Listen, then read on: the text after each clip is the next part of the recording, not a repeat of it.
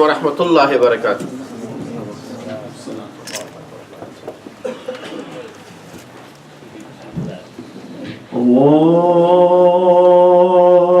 الله أكبر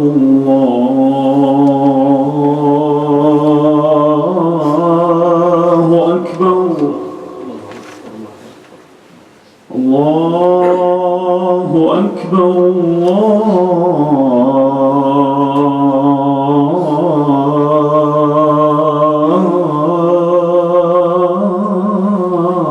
الله أكبر.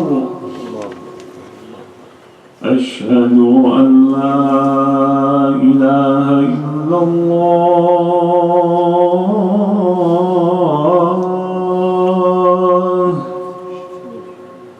أشهد أن لا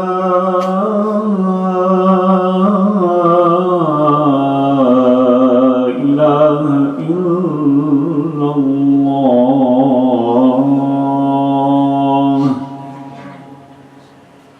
أشهد أن محمدًا رسول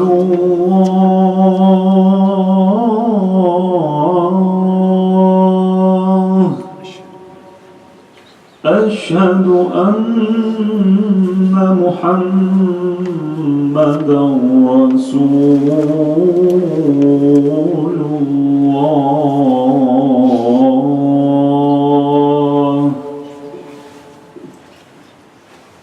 حي على الصلاة.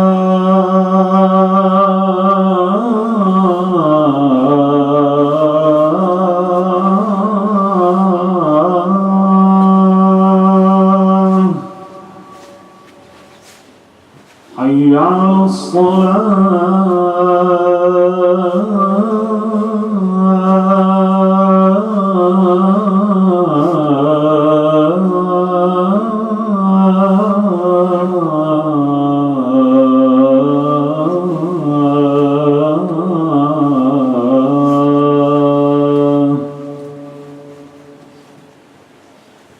حي على الفلاح.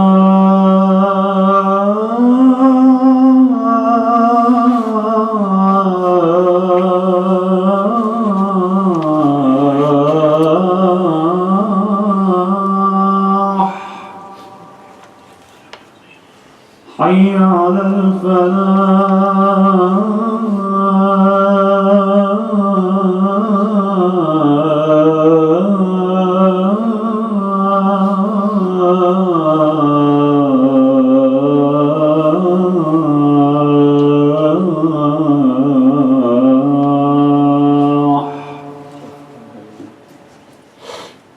الله أكبر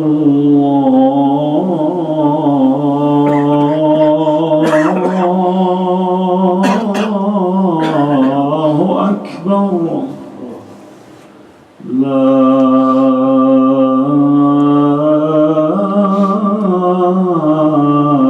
إله إلا الله.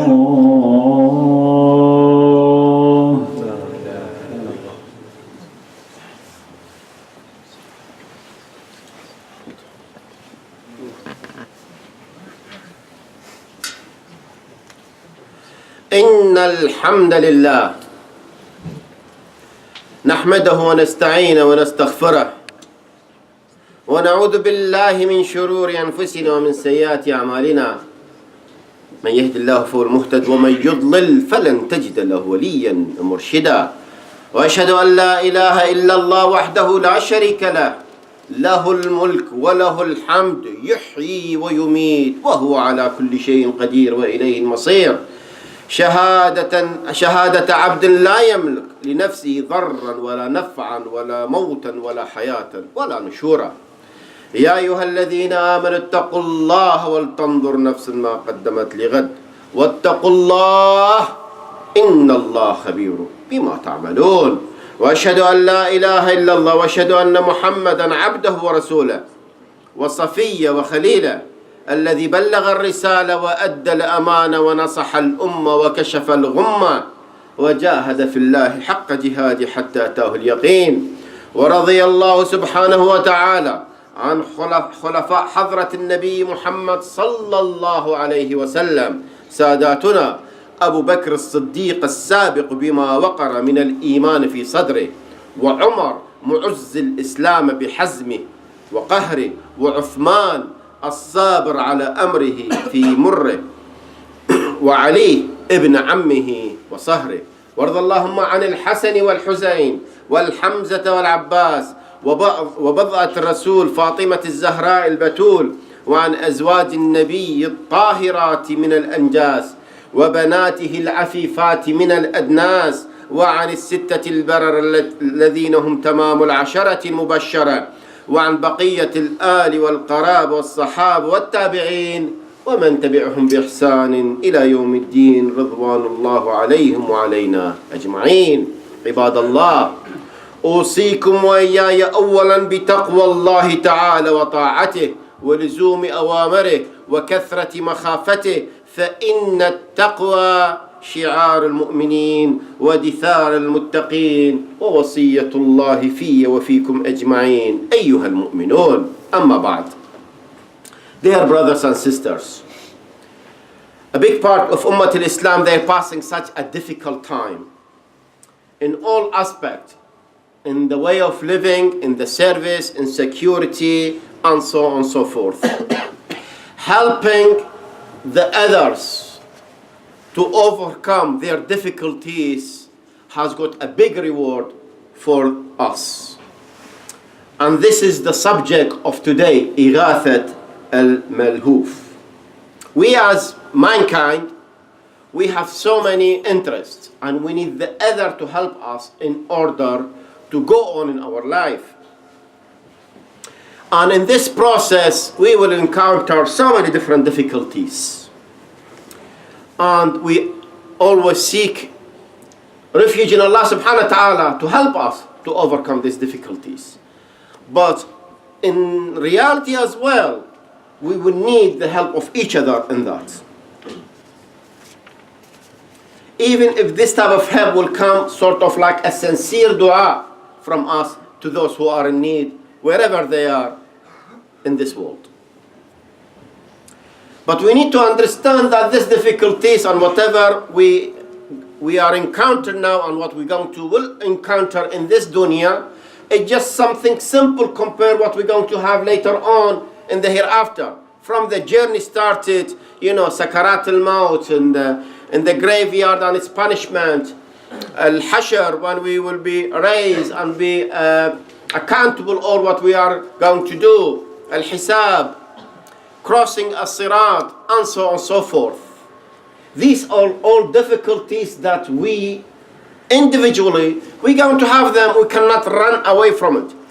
By helping the others to overcome their difficulties, we are helping ourselves in order to be safe from all this difficult journey.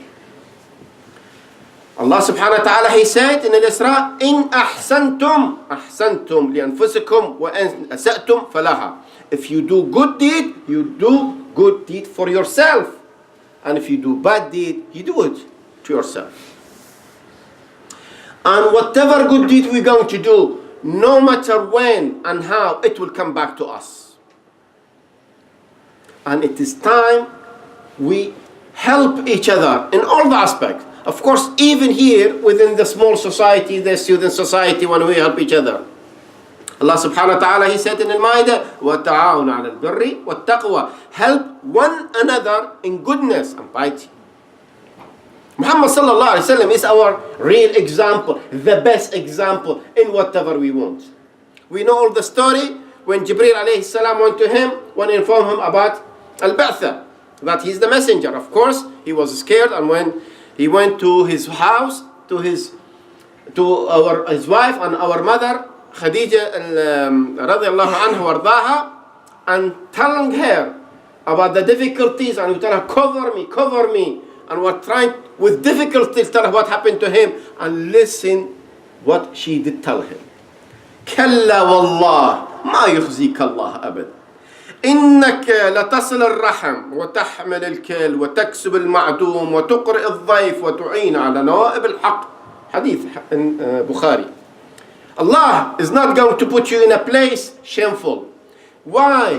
Because you, Muhammad sallallahu alaihi wasallam, this is the beautiful characteristic of our Prophet Muhammad sallallahu alaihi wasallam. Even when he was informed that he is the Prophet of this world,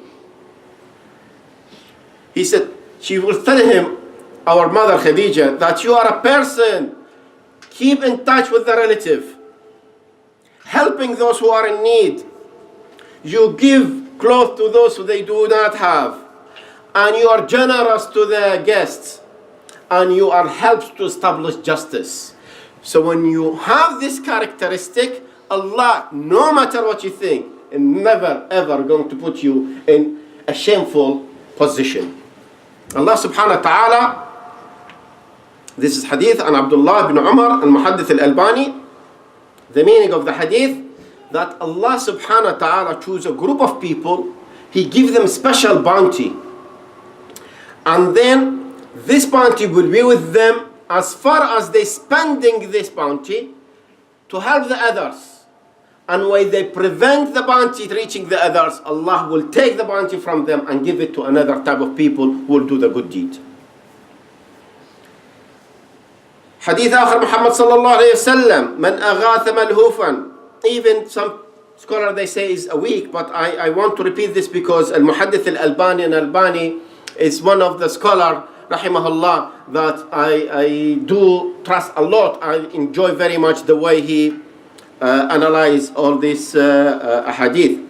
من أغاث ملهوثا كتب الله له 73 مغفرة واحدة فيها صلاح أمره كله و72 له درجات يوم القيامة. Who will help somebody who need help to overcome his difficulties, Allah will written to him 37 forgiveness. One of them in order to reform his life, and 72 of them is to raise him in later on in the judgment day. There's so many hadith of Muhammad sallallahu alaihi wasallam. They ask him, Ya Rasulullah, what is the work that if we do, Allah will like it? What work we do in dunya that's make please Allah subhanahu wa ta'ala, will make us close to Allah subhanahu wa ta'ala. Listen to this. Sallallahu alayhi wa sallam.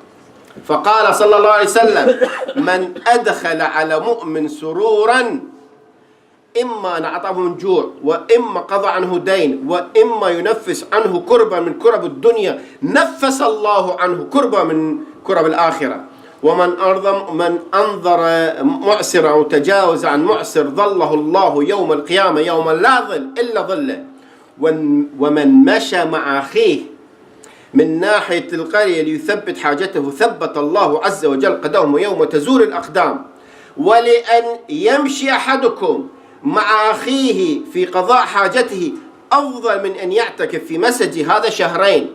And he referred to his masjid. Muhammad sallallahu alayhi wasallam, they asked him the best work that please Allah. He said that's when you make somebody happy, and he tell us in detail how you make him happy. So you give him food if he's hungry, and help him with his debt, with money, and help him to overcome whatever difficulties.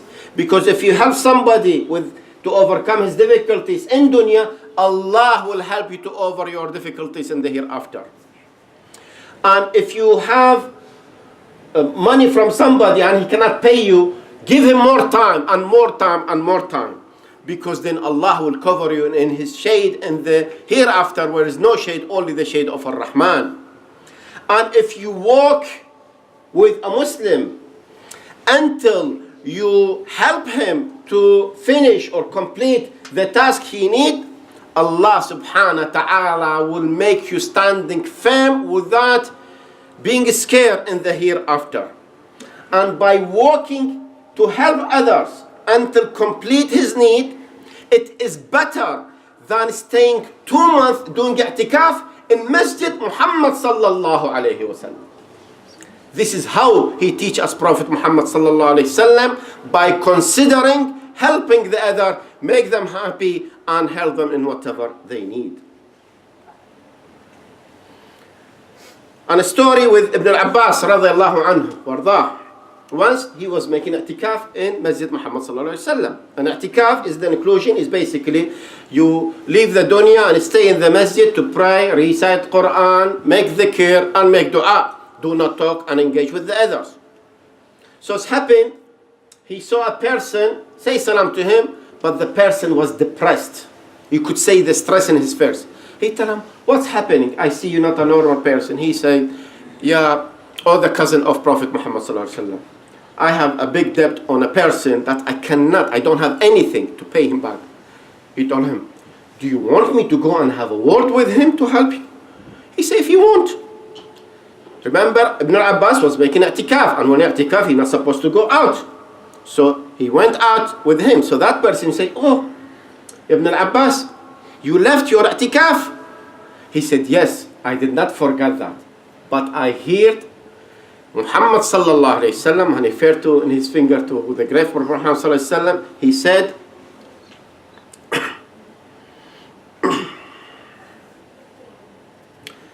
Man masha, one who walk to help his brother in Islam, to help him to over certain difficulties or to complete a task he need a help with, it is better than doing i'tikaf 10 years in this masjid.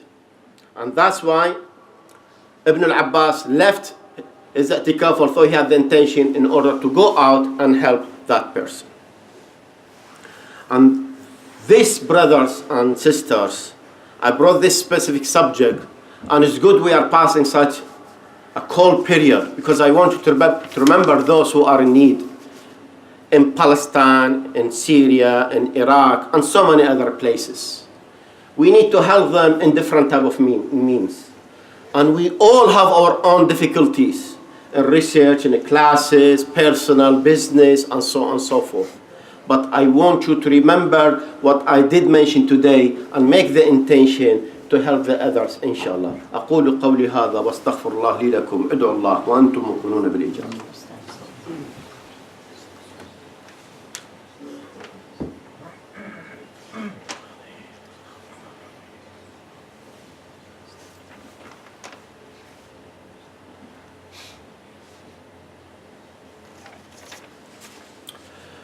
الحمد لله والصلاة والسلام على رسول الله إن الله وملائكته يصلون على النبي يا الذين آمنوا صلوا عليه وسلموا تسليما. Sahabi Ibn Qatada, he was looking for a person that he gave him a lot of money and he wanted his money back. Then eventually this person was trying to hide. Eventually he found him. He told him, I need my money back. He told him, I cannot pay you. He said, is it true, or he tried to hide? He said, it is true. He said, Allah, Allah. I hear Muhammad sallallahu alayhi wasallam, he said, who want Allah to overcome his difficulties in the hereafter, let him help somebody who's got difficulties in this dunya. And let us remember this, brothers and sisters, and let us make dua at the end of this khutbah, which is Muhammad sallallahu alaihi wasallam made it when it was tough time on him in the da'wah. Oh Allah, to you alone we complain of our weakness, our insufficient ability, and our insignificant before the people. You are the most merciful of the mercifuls. You are the Lord of the helpless and weak. O Lord of ours, into whose hands would you abandon us and our brothers in Ummah Muhammad sallallahu alaihi wasallam? Into hands of an unsympathetic distant relative who would angrily frown at us, or to the enemies who have been giving control over our affairs and the affairs of our brothers in Syria, Iraq, and Palestine, and other countries. But if your wrath does not fall on us, then there is nothing for us to worry about. Your pardon is humble enough for us. We seek protection in the light of your face, which illuminates the darkness, fixing the affairs in this world as well as in the hereafter. May it never be that you should incur your wrath on or that you should be wrathful on us. And there is no power nor resources but yours alone. ولا حول ولا قوة إلا بالله العلي العظيم. وقم الصلاة إن الصلاة تنهى عن الفحشاء والمنكر ولذكر الله أكبر والله يعلم ما تصنعون.